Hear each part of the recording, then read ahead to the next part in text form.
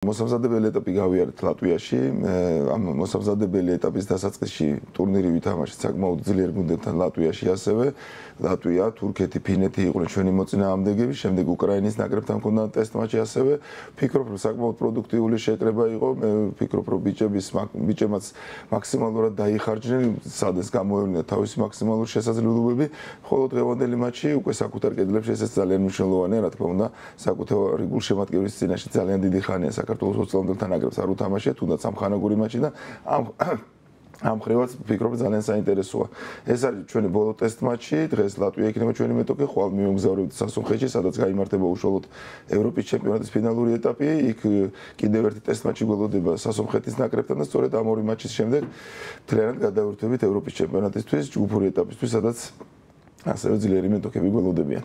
დღევანდელ მატჩზე რომ უთხრათ გულშემატკივარს, დღეს თბილისის 18 საათზე გაიმართება დიღომი არენაზე შეხვედრა და აქვს შანსი გულშემატკივარს რომ გულშემატკივარს საქართველოს ოცლამდელთა ნაკრებს დასწრება თავისუფალი არის. რაც შეეხება უშუალოდ ევრობასკეტს, როგორც ახსენეთ, საკმაოდ ძლიერი მეტოქეები ყავს ჯგუფურ ეტაპზე, მინდა კითხოთ რა არის იქ ჩვენი მიზანი, რა შანსები გვაქვს რომ ჯგუფიდან გავიდეთ და რა ამოცანები ექნება ნაკრებს B დივიზიონში. კი ბატონო, როგორც გითხარით, ესე იგი ქვეყნების მხრივ შეიძლება ავსტრია საკალათბურთო ქვეყნად არ ითვლებოდეს, უბრალოდ იმის თქმა მინდა რომ პირველი მატჩი ასე ვთქვათ ავსტრიასთან გველოდება და ავსტრიის ამ ასაკობრივ გუნდს საკმაოდ მაღალი წარმატებები აქვს მიღწეული იგივე 18 წლამდელებში, 16 წლამდელებში შესაბამისად მოლოდინი გვაქვს რომ საკმაოდ ძლიერი გუნდით ჩამოვლენ. ჩვენ ყველა მეტოქეს ცალ-ცალკე ასე ვთქვათ უდგებით, ვსწავლობთ მათ. ჩვენი მთავარი მიზანი ამ პირველ ეტაპზე ჯგუფური ბარიერის გადალახვა, რაც იმას ნიშნავს, რომ საუკეთესო ორ გუნდში უნდა მოხვდეთ. შესაბამისად ეს არის ჩვენი საწყისი მიზანი, ვეცდებით მაქსიმალურად რომ თითოეული მატჩი კარგად ჩავატაროთ, მომზადოთ კონკრეტული მოწინააღმდეგისთვის, როგორც გითხარით და უკვე შემდეგ ვიბრძოლოთ მაღალი მიზნებისთვის, რაც ნიშნავს იმას, რომ პირველი სამეული იცით რომ გადადის A დივიზიონში.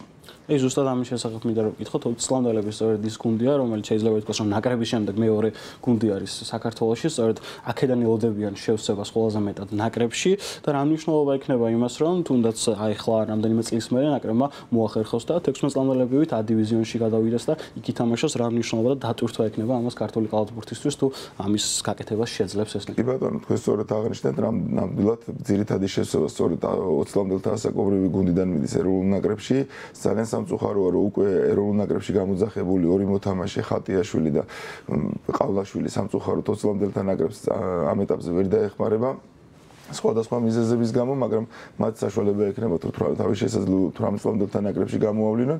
ჩვენ დანარჩენი ბიჭებიც ასე ვთქვათ მოტივირებულები არიან, ისინი ხედავენ თავის პერსპექტივას, ხვდებიან იმას, რომ სწორედ ისინი განიხილებიან მომავალი ეროვნული ნაკრების შევსება და შესაბამისად სწორად უდგებიან საქმეს. აქედან გამომდინარე, რა თქმა უნდა, მე ვფიქრობ, რომ საქართველოს ნაკრები და თლიანად საქართველოს კალათბურთი იმსახურებს რომ ასპარეზობდეს A დივიზიონში. მე მესამე წელია ამ ოცლამდელთა ნაკრებს უდგავარ სათავეში, შარშან ყველაზე ახლოს ვიყავით მიზანთან, მაგრამ სამწუხაროდ უკრაინასთან დაუმარცხდა და საბოლოო ჯამში მე-5 ადგილი დავიკავეთ. ვფიქრობთ რომ წესვლას გავაგრძელებთ და სწორედ ეს ამ იმედით ვართ და ამ მოტივაციით რომ ვიბრძოლოთ საუკეთესო სამეულისთვის. თქვენ აღნიშნეთ რომ მესამე წელია მუშაობთ ოცლამდელებში, ასევე მინდა გულშემატკივარს უთხრა რომ გარდა იმისა რომ ქუთაისის 2010-ის თავარი მწვრთნელი ხართ, ასევე ასაკობრივ გუნდებშიც იღებთ მონაწილეობას და ხელმძღვანელობთ გუნდებს. თქვენთვის მინდა დავსვა ეს კითხვა, პირადად თქვენთვის როგორც მწვრთნელისთვის, რა დატვირთვა აქვს ახალგაზრდებთან მუშაობას, რამდენად დიდ სიამოვნებას იღებთ ამ პროცესით. რა თქმა უნდა, სიამოვნებასთან ერთად უშუალოდ საქმე სჭირდება ეს ყველაფერი, რა თქმა უნდა, საქართველოს კალათბურთის განვითარებაზე როცა ვსაუბრობთ, ეს პირდაპირ არის დაკავშირებული იმ ახალგაზრდებთან, რომელიც მოდიან შემდეგი თაობები, იგივე ეროვნული ნაკრების შევსებაში, იგივე ქუთაისი 2000-ში, მე ქუთაისში მუშაობ უკვე 10 წელია, შესაბამისად ქუთაისის გუნდიც სუპერლიგის ჩემპიონი, ძირითად შევსება სწორედ ქუთაისელი ახალგაზრდებისგან იღებს, შესაბამისად ბოლო 2 წელია ქუთაისის ახალგაზრდული გუნდით არა მარტო საქართველოს შიდა ჩემპიონატს თამაშობდით კლუბურ ჩემპიონატს, ევროპის ახალგაზრდულ ტურნირს თამაშობდით, რაც მთლიანობაში მე ვფიქრობ, რომ ძალიან წაადგება იმ მომავალ თაობას, რომელმაც როგორც გითხარით, ქუთაისის გუნდი უნდა შეავსოს, ეროვნული ნაკრები უნდა შეავსოს და ეს ყველაფერი რა თქმა უნდა კიდევ ერთხელ სიამოვნებასთან ერთად საქმეში გვადგება და ვაგრძელებთ კაი საქმის კეთებას. ნამდვილად და ასევე ქუთაისისთვის გააკეთეთ ძალიან კარგი საქმე, თქვენ საოცარი ფინალური სერია მოიგეთ თესეუს წინააღმდეგ. ბოლოს გულშემატკივრად გავახსენებ, რომ ასეთი რაღაც, როდესაც გუნდი 2-0 მარცხდებოდა ფინალში და შემოატრიალა ეს სერია მოხდა 1999 წელს, ამის შემდეგ პირველი შემთხვევა და ქუთაისმა შეძლო ამის გაკეთება და შესაბამისად ტიტულის დაცვაც უსუალოდ აი ამ ფინალური სერიის შესახებ რომ ვისაუბროთ, რომ გავიხსენოთ ის ეპიზოდები, მით უმეტეს რომ პირველი ორი შეხვედრა ქუთაისში წააგეთ, მომდევნო ორი შეხვედრა თბილისში გავადებოდათ, რამდენად რთული იყო ფსიქოლოგიურად გუნდის დამუხტვა ამ მომენტში და რამდენად მზად იყავით ამ ყველაფრისთვის, როგორ შეძელით ამ ფინალური სერიის შემოbrunება საინტერესოა. კი ბატონო, თლიანობაში ძალიან საინტერესო ჩემპიონატი გამოვიდა, სუპერლიგა მორიგის საინტერესო სეზონი ჩატარდა ჩემი აზრით. მთელი სეზონის განმავლობაში გამოკვეთული ორი გუნდი იქიდან გამომდინარე, ჩვენ და ქუთაისის გუნდი და თესეულ თბილისის სახელმწიფო უნივერსიტეტის გუნდი. სუპერლიგის ფინალი ეს იყო რიგით მეოთხე ფინალი, რომელშიც ერთმანეთს დაუპირისპირდით. შესაბამისად ვფიქრობ, რომ სწორედ ის ორი ღირსეული გუნდი გავიდა ფინალში. ჩვენ თესეულსგან მაქსიმალურ წინააღმდეგობას ველოდით, ნამდვილად ვერ ვიფიქრებდით, რომ საკუთარ კედლებში ორ თამაშს დაუთმობდით და ასე ვთქვათ გავანიავებდით იმ მოედნის უპირატესობას, რისთვისაც მთელი რეგულარული ჩემპიონატის განმავლობაში ვიბრძოდით, მაგრამ მოვახერხეთ, ვიპოვეთ ძალები ჩვენ თავში, ძალიან დიდი мотиваცია იყო თავიდანვე ჩვენთვის ის, რომ საქართველოს ჩემპიონს კიდევ ერთხელ ეძლეოდა უფლება ევროტურნირებში მონაწილეობისა, ეს თავარი мотиваცია იყო მთელი სეზონის განმავლობაში ჩვენთვის, მაგრამ კიდევ ერთხელ მინდა ჩემ ბიჭებს მადლობა გადაუხადო იმისთვის, რაც ჩაიდინეს, არც ერთი წამი მათ ეჭვი არ შეპარიათ იმაში, რომ ჩვენ გამარჯვება შეგვეძლო და შეიძლება ითქვას, რომ კიდევ ერთი ისტორიული, ასე ვთქვათ, კამბექი გავაკეთეთ და ისტორიული გამარჯვება მოვიპოვეთ. და ზურა ტომარაძის მეორე მწვრთნელი ხარ საქართველოში, რომელმაც ამის გაკეთება შეძლო. ქუთაისის სამოულო გეგმებზე მინდა რომ ვისაუბროთ, ძალიან მნიშვნელოვანია ის, რაც თქვენ ახსენეთ ევროტურნირზე ზედიზედ მეორედ გამოსვლა, კვლავ ჩემპიონთა ლიგის საკვალიფიკაციო ეტაპიდან დაიწყებთ გამოსვლას და საკმაოდ რთული მეტოქე შეხვდა პირველი რაუნდში. ქუთაის ეს არის ბაკენბერსი, დანიის გამორჩეული გუნდი. აი ამ მეტოქის შესახებ რომ ვისაუბროთ და ზოგადად ქუთაისის მზადების პროცესსაც, როგორც ვიცი, საკმაოდ ბევრი ცვლილება ამ გუნდში და როგორ მოემზადებით უშუალოდ ამ ტურნირისთვის, რა თქმა უნდა ოცლამდელების დასრულების შემდეგ. კი ბატონო, როგორც გითხარით, ძალიან როცა ვსაუბრობთ კალათბურთის განვითარებაზე, ძალიან მნიშვნელოვანია, რომ სწორედ ევროტურნირებში მოხდეს ქართული გუნდების ინტეგრაცია და მე მიხარია, რომ ქუთაისის გუნდი უკვე ზედიზედ მეორედ ახერხებს ესეთ პრესტიჟულ ტურნირში მონაწილეობას, როგორც ჩემპიონთა ლიგა, მიუხედავად იმისა, რომ საკვალიფიკაციო ეტაპზე ვართ, რანგით უკვე ჩემპიონთა ლიგა ევროპაში მეორე ტურნირად ითვლება, ევროლიგის შემდეგ შესაბამისად ძალიან პრესტიჟულია. ამ ტურნირში მონაწილეობა, ამ ტურნირზე სუსტი გუნდი არ არსებობს, რა თქმა უნდა, ნებისმიერი მეტოქი ვის კი არ უნდა შეხვედროდა, საკმაოდ ძლიერი იქნებოდა. ამ ეტაპზე შეხვდა დანიის ჩემპიონი, ბაკენბიერსი, როგორც აღნიშნეთ.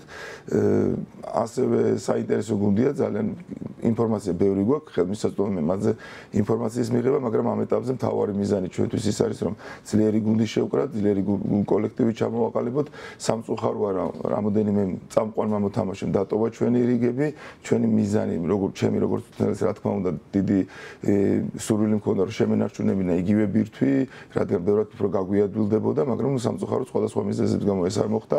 ახლა გიორგი კორსატიას მაგალითად გამორჩეული სეზონი ჰქონდა, იცით რომ გახდა MVP საქართველოს საუკეთესო მოთამაშე, შესაბამისად ნამდვილად იმსახურებდა ის, რომ კიდევ უფრო მაღალ დონეზე ეცადა თავისი ბედი და ახალგაზრდაა ჯერ და მას ყველაფერი წინ აქვს და მას რა თქმა უნდა წარმატებას უსურვებ, ესპანეთში მოაწერა როგორც ხელი, ასევე აკაკი დვალიშვილმა, ბექა ორმა და მიშა ბერიშვილმა დატოვა ჩვენი გუნდი, გამოცდილმა კალათბურთელებმა, რა თქმა უნდა ისინი ძალიან დაგვაკლდება ჩვენ.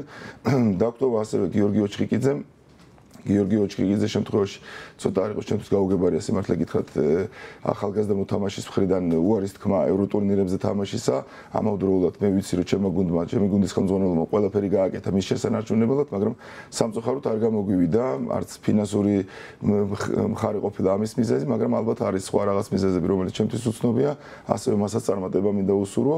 ჩვენი თუ როგორც გითხარით, ემზადებით გუნდის გადახალისებისათვის, მოვაწერეთ ორი ქართველი ახალი მოთამაშე ერთი გიორგი ნიკოლოზ დარბაიძე გორის ივერიონის გუნდიდან, ლუკა ალავიძე ვიქტორ სანიკიძის აკადემიიდან დავიმატეთ. შაშანდელი წლიდან განსხვავებით ჩვენ ძირითადი აქცენტი ქართველებზე გავაკეთეთ. ამ ეტაპზე ალბათ იძულებული გავხდებით, რომ მეტი უცხოელი მოვიწვიოთ. დაგეგმილი გვაქვს რომ 4 ლეგიონერი ჩამოვიყვანოთ და შესაბამისად ღირსეულად მივიღოთ მონაწილეობა ჯერ ჩემპიონთა ლიგის საკვალიფიკაციოზე და თუ ვერ მოვახერხეთ წარმატებას ვერ მივაღწიეთ უკვე FIBA ევროპის თასზე. ნამდვილად საინტერესოა და სამწუხაროდ არის რომ ბევრი ქართველი ვერ მიიღებს მონაწილეობას ამ ევროტურნირზე, იმიტომ რომ ქუთაისი დატოვეს. თუმცა აი ლეგიონერებზე მინდა რომ გითხოთ, უკვე მიდის თუ არა მუშაობა და როგორც ვატყობ რომ მეტად გადაერთვება ქუთაისი ლეგიონერების დამატებაზეც, რადგან ასე გამოვიდა, საინტერესოა იმ ლეგიონერების შენარჩუნება შეეცდებით თუ უფრო მეტად ახლების მოყვანაც.